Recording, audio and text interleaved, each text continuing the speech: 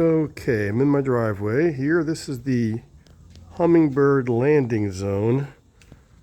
The Hummingbird is right above me. Here's the warning sign. Here's the landing zone. Up above the landing zone is the little guy. There's the little guy. Try not to make too much noise. There's the little dude right above his landing zone. He's probably going to be flying out in the next 10 days.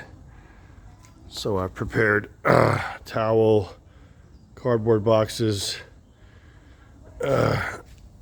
spotlights, everything. No, spotlights are already there. Anyway, hopefully our little guy will be making a safe exit here in the next 10 days.